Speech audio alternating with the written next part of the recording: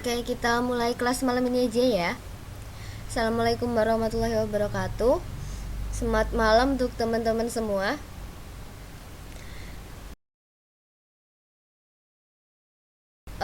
Pertemuan kedua kita ya. Kemarin kita sempat perkenalan sebentar dan malam ini kita mulai masuk ke materi ya.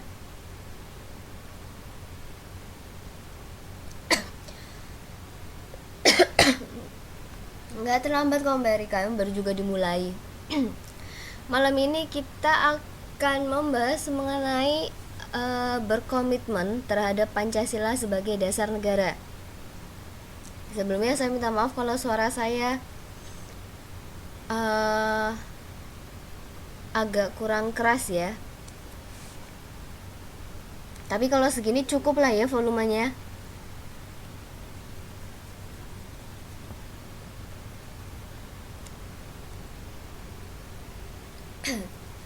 Radang sih mbak. Oke, cukup ya.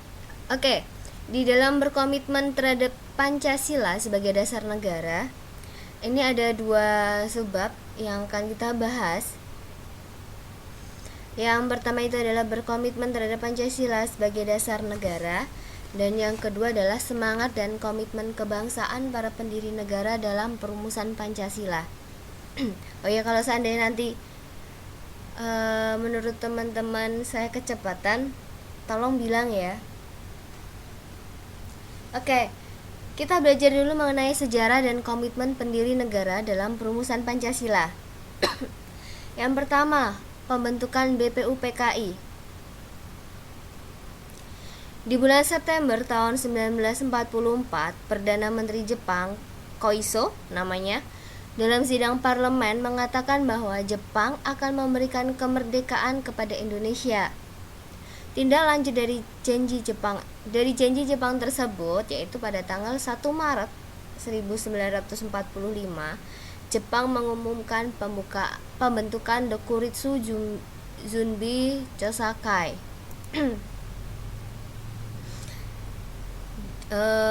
Itu nama istilah Jepangnya Dokuritsu Zunbi Chosakai dari BPUPKI. BPUPKI sendiri itu beranggotakan 62 orang yang terdiri atas tokoh-tokoh bangsa Indonesia dan 7 orang anggota perwakilan dari Jepang. Waktu itu ketua BPUPKI itu adalah Dr. Rajiman Widyoningrat dengan 2 wakil ketua itu dari Jepang yaitu Ichibangase Yoshio dan Suroso kalau dari Indonesianya. Tadi mengenai sejarahnya BPUPKI pembentukannya. Kemudian selanjutnya itu adalah usulan dasar negara oleh tokoh perumus dasar negara. Dasar negara ini merupakan fondasi berdirinya sebuah negara. Ibarat sebuah bangunan, tanpa fondasi tentu bangunan itu tidak akan berdiri dengan kukuh.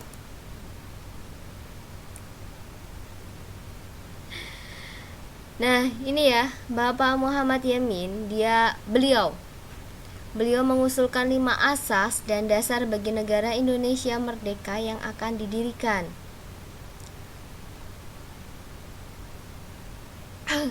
Yang pertama itu adalah peri kebangsaan. Yang kedua adalah peri kemanusiaan. Ketiga, peri ketuhanan. Keempat, peri kerakyatan. Dan kelima, kesejahteraan sosial. Ini 5 asas dan juga dasar yang diusulkan oleh Bapak Muhammad Yamin. Nah, asas dan dasar Indonesia merdeka secara tertulis menurut Mr. Muhammad Yamin adalah sebagai berikut. Yang pertama, ketuhanan yang Maha Esa. Lalu yang kedua adalah kebangsaan persatuan Indonesia. Ketiga, rasa kemanusiaan yang adil dan beradab. 4. Kerakyatannya dipimpin oleh hikmat kebijaksanaan dalam permusyawaratan perwakilan. 5. keadilan sosial bagi seluruh rakyat Indonesia. Ini yang tertulis ya, menurut Muhammad Yamin.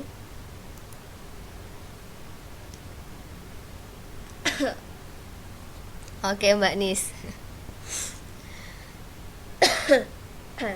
Selanjutnya, di tanggal 31 Mei tahun 45, Mr. Supomo ya, beliau menyampaikan pidatonya mengenai dasar negara. Menurut Mr. Supomo, dasar negara Indonesia merdeka adalah yang pertama, persatuan, kedua, kekeluargaan, ketiga, keseimbangan lahir dan batin, keempat, musyawarah, dan kelima adalah keadilan rakyat.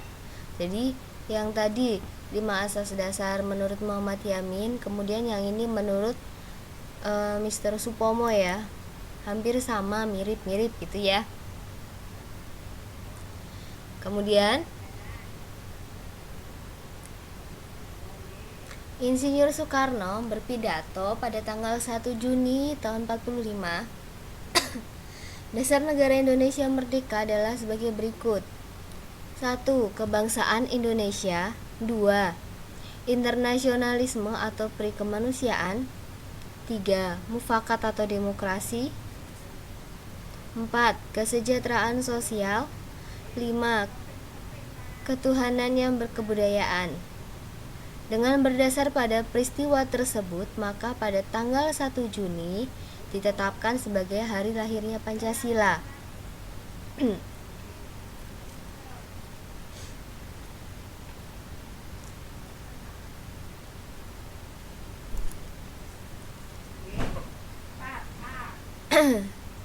Nah, itu tadi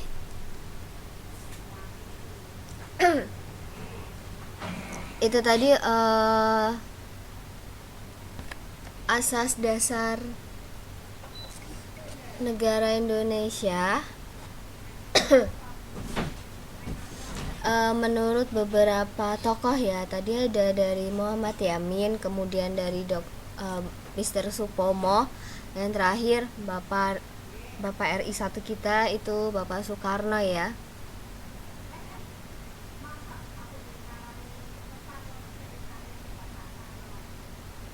Selanjutnya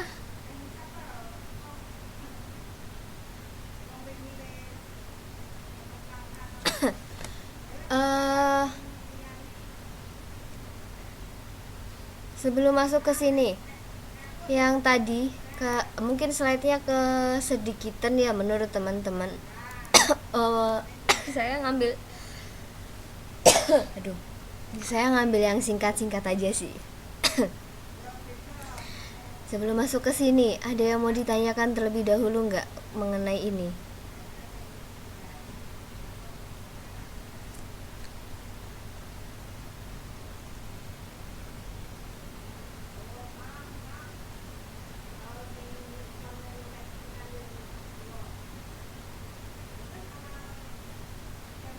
Gimana?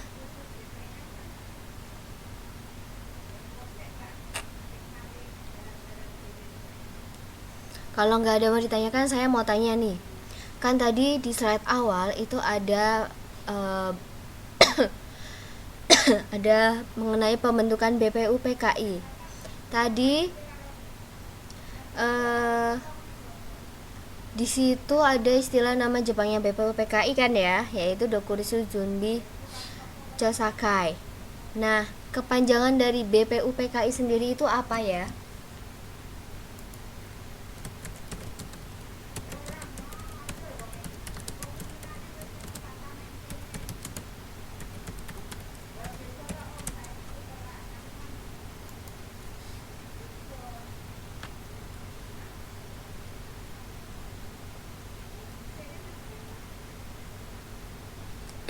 Gimana, ada yang bisa jawab enggak?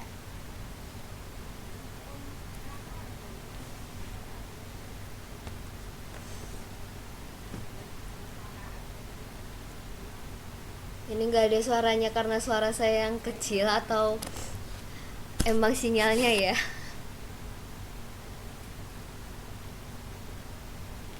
Oke, Mbak Mun, Mbak Nisa, Mbak Erika gimana?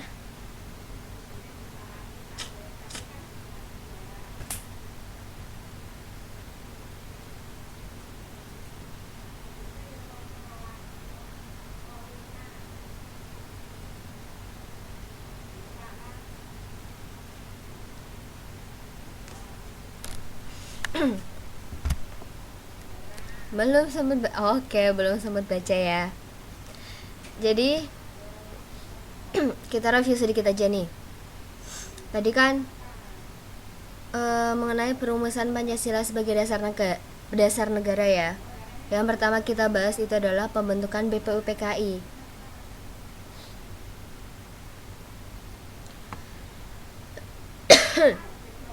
Tanggal 1 Maret 45 tadi kan akhirnya pemerintah Jepang mengumumkan pembentukan Dokuritsu Junbi Chosakai atau BPUPKI.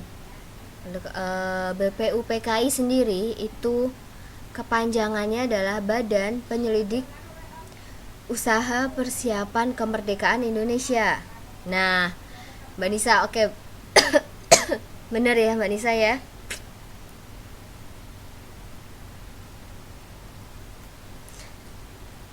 Mbak Mun juga bener. Kita review sebentar Mbak Putri. Suara saya berarti udah kedengeran ya Mbak ya? Oke. Tadi berdiri 1 Maret 45. Kemudian tadi juga disebutkan anggotanya itu ada 62 orang. Itu 62 orang dari tokoh Indonesia dan 7 orangnya dari perwakilan Jepang kan? Dan ini biasanya kadang kalau di soal-soal sering keluar siapa ketua BPUPKI. Tadi siapa ayo? Ketuanya BPUPKI tadi kalau menyimak bisa jawab nih.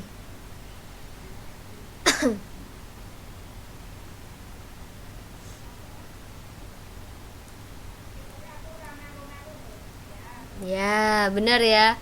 Dr. Rajiman Widioningrat itu ketua BPUPKI.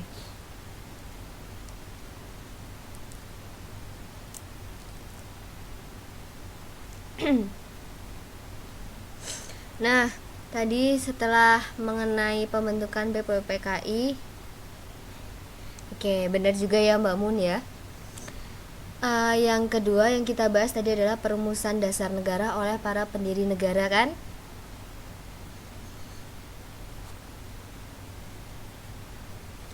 Jadi sebenarnya Dr. Rajiman Widioningrat itu di pidato awal sidang pertama BPUPKI beliau itu mengatakan bahwa untuk mendirikan Indonesia yang merdeka itu maka diperlukan suatu dasar negara Indonesia merdeka. Itu juga sama halnya yang disampaikan oleh Insinyur Soekarno di awal pidato pada tanggal 1 Juni. Dimana 1 Juni ini nanti menjadi lahirnya Pancasila ya.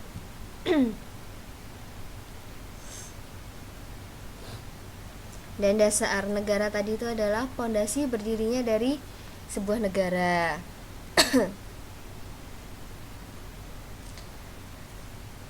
Usulan bukan usulan sih ya.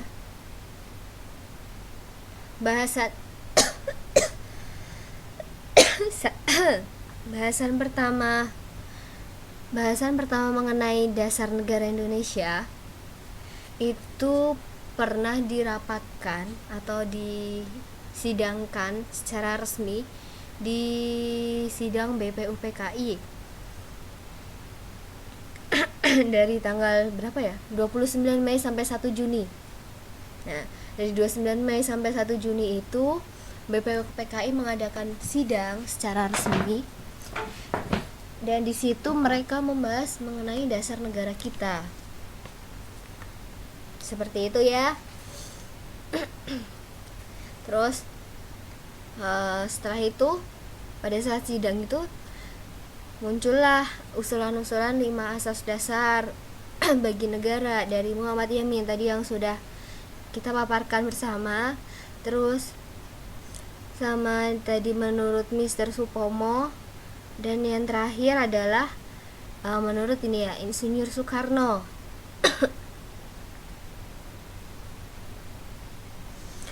Tambahan nih, nggak saya tunjukkan di slide ya, jadi didengarkan, dipahami dan diresapi. Jadi Insinyur Soekarno di sidang itu juga menyampaikan kalau kelima dasar negara itu dinamakan Pancadharma. Jadi belum Pancasila ya, tapi Pancadharma. Nah, kemudian untuk tanggal 1 Juninya, di tanggal 1 Juninya itu, oh iya, sebelum 1 Juni deh. Jadi gini, kan di sidang PPU PKI tadi para pendiri memberikan usulan mengenai dasar negara kan, dari Muhammad Yamin, kemudian Supomo sama Insinyur Soekarno. Insinyur Soekarno mengatakan kalau kelima dasar itu nanti namanya adalah Pancadharma, tapi atas usulan seseorang, bukan usulan, saran seseorang dari ahli bahasa gitu. Seorang ahli bahasa bilang sama Soekarno, jangan pakai Pancadharma gitu kan. Lalu akhirnya beliau si Insinyur Soekarno ini akhirnya mengubah Pancadharma menjadi nama Pancasila. Nah, makanya di tanggal 1 Juni itu ditetapkan hari lahirnya Pancasila, di mana Pancasila itu adalah nama dari 5 dasar negara Indonesia.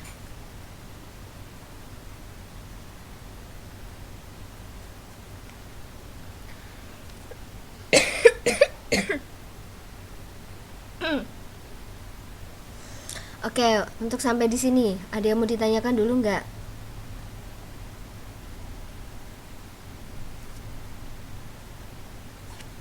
Kalau kecepatan bilang ya.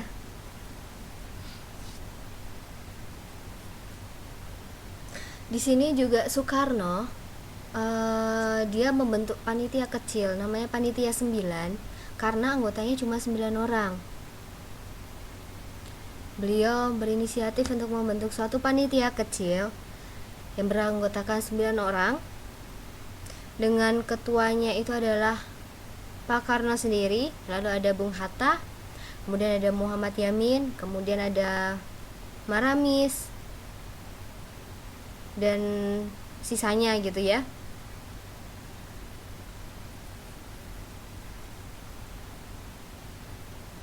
Nah, Panitia 9 ini tugasnya untuk menyelidiki usul-usul mengenai perumusan dasar negara yang melahirkan konsep rancangan pembukaan Undang-Undang Dasar Negara Republik Indonesia tahun 1945. Nah, jadi tanggal 1 Juni tadi kan lahirnya Pancasila. 5 dasar negara Indonesia. Kemudian setelah itu Presiden Soekarno berinisiatif membentuk Panitia 9 yang tujuannya itu tadi untuk menyelidiki usul-usul mengenai perumusan dasar negara yang melahirkan konsep rancangan pembukaan UUD 45. Kalau oleh Soekarno sendiri, rancangan pembukaan UUD ini diberi nama Mukadimah. Tapi kalau Muhammad Yamin menamakannya itu adalah Piagam Jakarta. Kemudian oleh anggota yang lain itu Gentleman's Agreement atau 4 pilar kehidupan. Gentleman's Agreement. Kalau menurut anggota yang lain ya, Sukiman itu.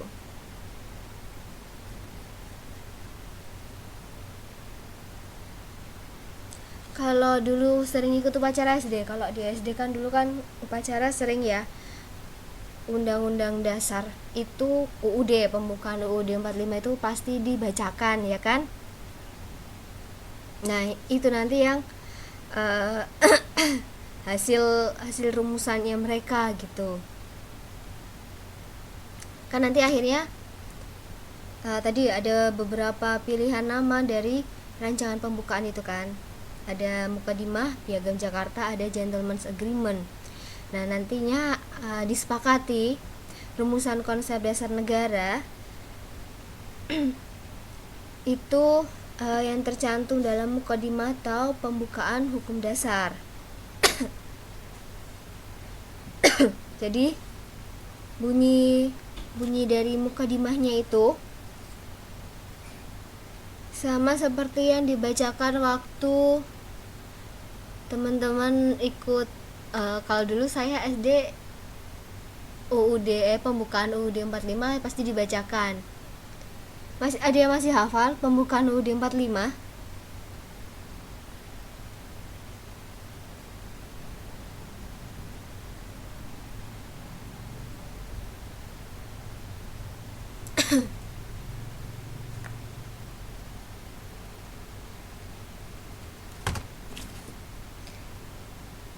Mereka hafal. Kalau hafal mau membacakannya, Mbak? Nanti mic-nya saya on kan?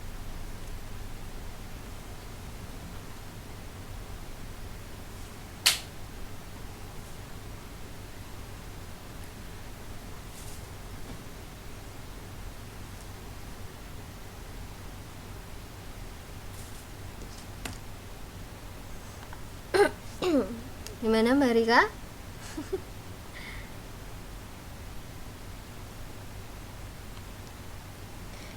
Bunyi awalnya itu bahwa sesungguhnya kemerdekaan itu ialah hak segala bangsa, itu kan. Dan oleh sebab itu, nah, ada yang mau, kalau ada yang hafal, mungkin ada yang mau mau apa sih namanya? Men-sharingkan sama teman-teman biar yang nggak hafal jadi hafal gitu.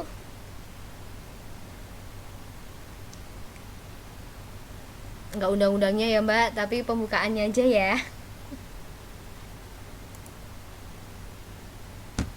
Oke, kita coba ya Mbak ya.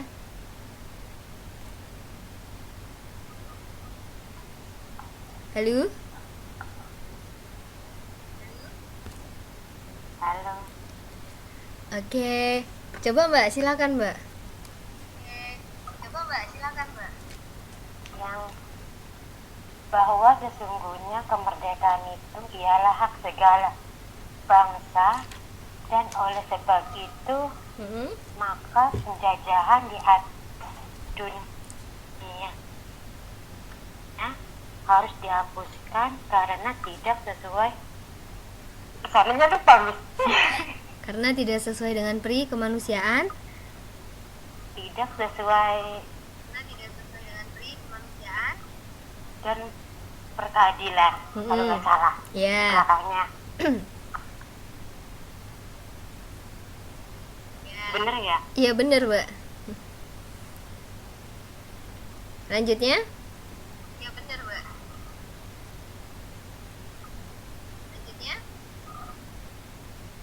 Dan perjuangan pergerakan kemerdekaan Indonesia. Lupa Miss. Oke. Sampailah pada saat yang berbahagia dengan selamat sentosa mengantarkan rakyat Indonesia ke depan pintu gerbang kemerdekaan negara Indonesia yang merdeka, bersatu, berdaulat, adil dan makmur atas berkat rahmat Allah yang Maha Kuasa dan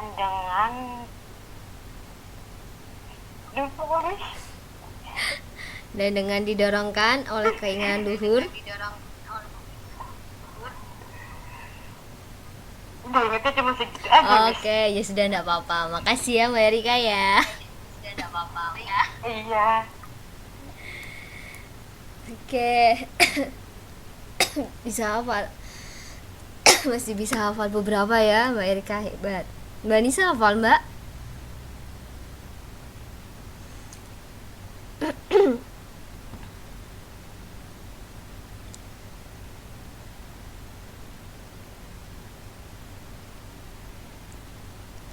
Iya Mbak Putri, kalau udah ya baca sendiri ya banyak soalnya. Ya kurang lebih tadi kayak awal-awal depannya seperti yang Mbak Erika sampaikan ya.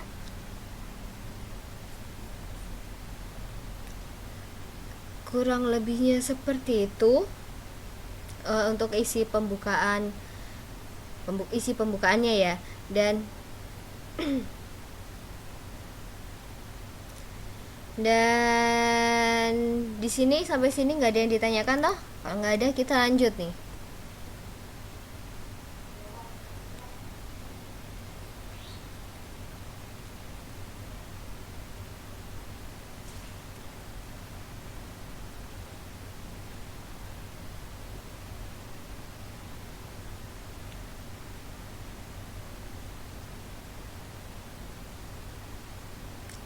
Oh ya, di sini nggak ada PPKI ya. Jadi kan BPUPKI tadi dibentuk, ya kan? BP BPUPKI kan dibentuk 1 Maret 45 tadi kan. Kemudian pada tanggal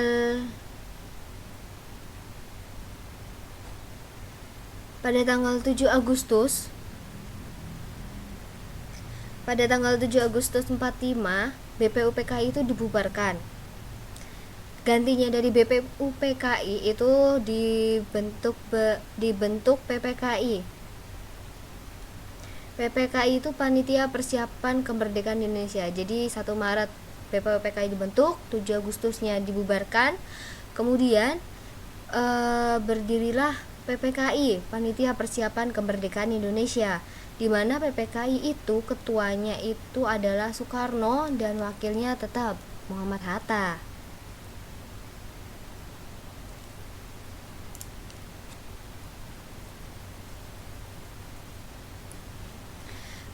Tanggal waktu PPKI, waktu PPKI-nya berdiri gitu.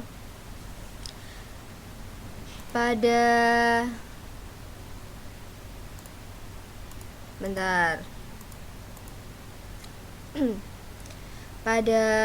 tanggal 17 Agustus itu kan kita merdeka ya. 17 Agustus itu kita merdeka. Kemudian di tanggal 18 Agustusnya itu PPKI ini mengadakan sidang. Dan dari sidang di tanggal 18 itu mereka berhasil menetapkan 3 hal.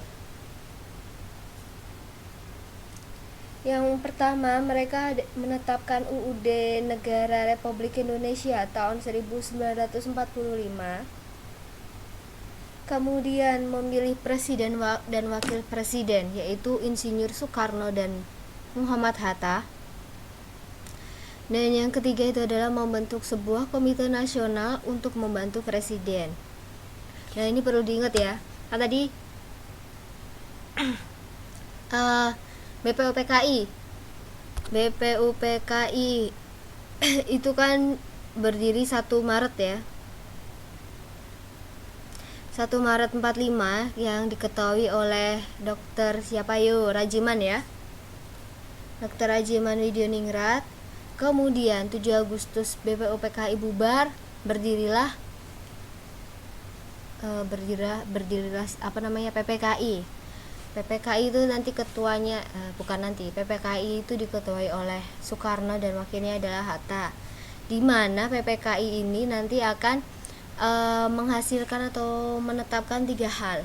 Yang ini perlu diingat nih 3 halnya itu. Yang pertama, saya ulangi lagi ya.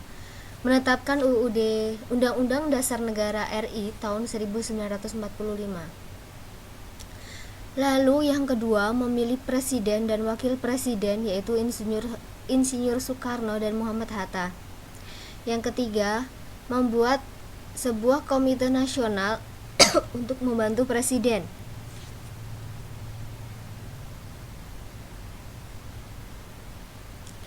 Dan salah satu keputusan sidang PPKI itu adalah mengesahkan UUD 45 yang dalam pembukaan alinea 4 isi pembukaan tadi Undang-Undang Dasar itu mencantumkan sila-sila Pancasila sebagai dasar negara.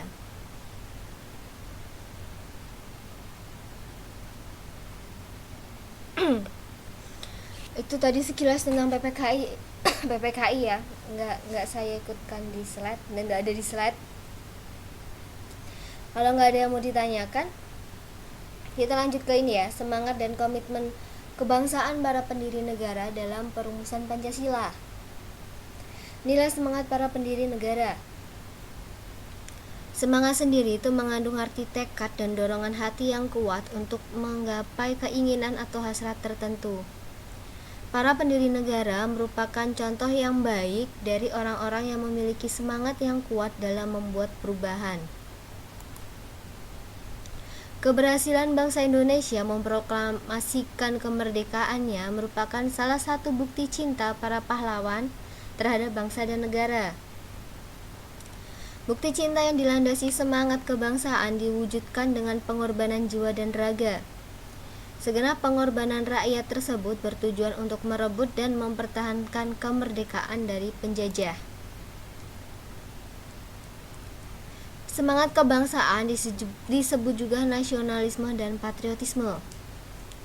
Nasionalisme sendiri itu memiliki arti suatu paham yang menganggap bahwa kesetiaan tertinggi atas setiap pribadi harus diserahkan kepada negara kebangsaan atau nation state. Sedangkan kalau patriotisme itu memiliki arti semangat cinta tanah air atau sikap seseorang yang bersedia mengorbankan segala-galanya untuk mempertahankan bangsanya. Jadi ini perbedaan pengertian antara nasionalisme dan patriotisme ya.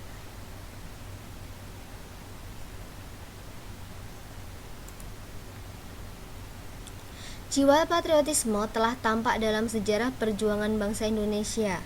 Antara lain diwujudkan dalam bentuk kerelaan para pahlawan bangsa untuk merebut dan mempertahankan kemerdekaan dengan mengorbankan jiwa dan raga. Jiwa dan semangat bangsa Indonesia untuk merebut kemerdekaan sering juga disebut sebagai jiwa dan semangat 45. Ini teman-teman masih udah gak asing ya dengan kata-kata semangat 45. Adapun komitmen para pendiri negara dalam perumusan Pancasila sebagai dasar negara.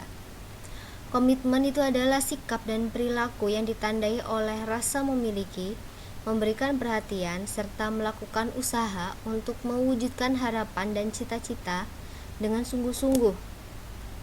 Seseorang yang memiliki komitmen terhadap bangsa adalah orang yang akan mendahulukan kepentingan bangsa dan negara di atas kepentingan pribadi dan juga golongan.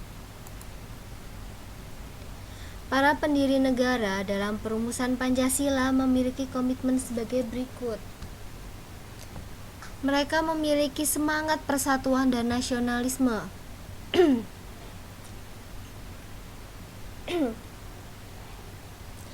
Pendiri negara memiliki semangat persatuan, kesatuan, dan nasionalisme yang tinggi ini diwujudkan dalam bentuk mencintai tanah air dan mendahulukan kepentingan bangsa dan negara di atas kepentingan pribadi dan juga golongan. Yang kedua, adanya rasa memiliki terhadap bangsa Indonesia. Di sini para pendiri negara dalam merumuskan Pancasila itu dilandasi oleh rasa memiliki terhadap bangsa Indonesia. Ketiga, selalu bersemangat dalam berjuang. Keempat, mendukung dan berupaya secara aktif dalam mencapai cita-cita bangsa, yaitu merdeka, bersatu, berdaulat, adil, dan makmur. Dan yang kelima itu adalah melakukan pengorbanan pribadi dengan cara menempatkan kepentingan negara di atas kepentingan pribadi. Pengorbanan dalam hal pilihan pribadi serta mendukung keputusan yang menguntungkan bangsa dan negara walaupun keputusan tersebut tidak disenangi. Oke. Sampai di sini ada yang mau ditanyakan karena materi kita untuk malam ini selesai?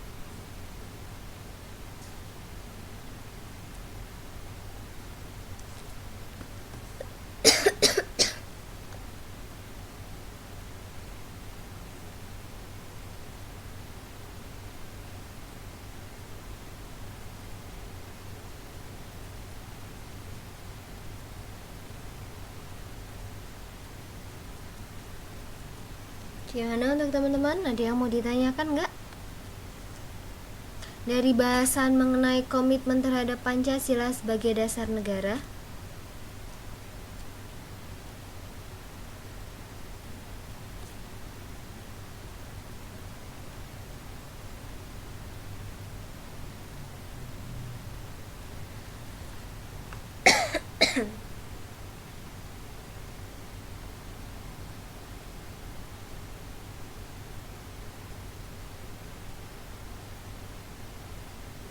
Halo.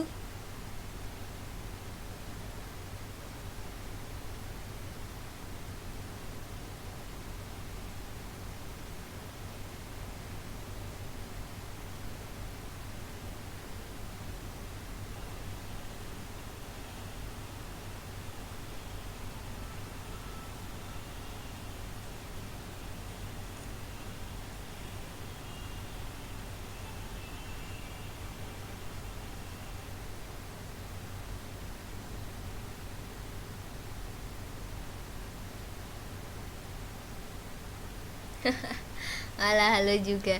Gimana Mbak, ada yang mau ditanyakan nggak dari bahasan kita malam ini?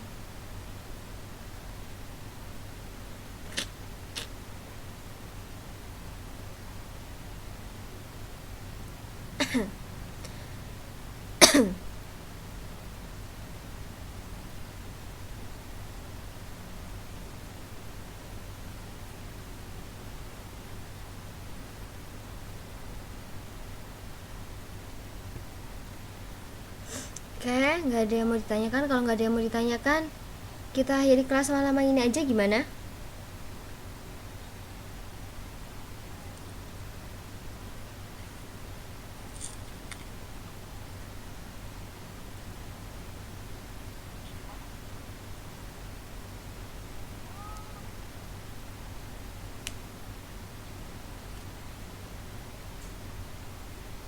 Oke, saya mengucapkan terima kasih untuk kehadiran teman-teman semua. Saya mohon maaf kalau ada penyampaian saya malam ini yang kurang berkenan atau ada yang salah.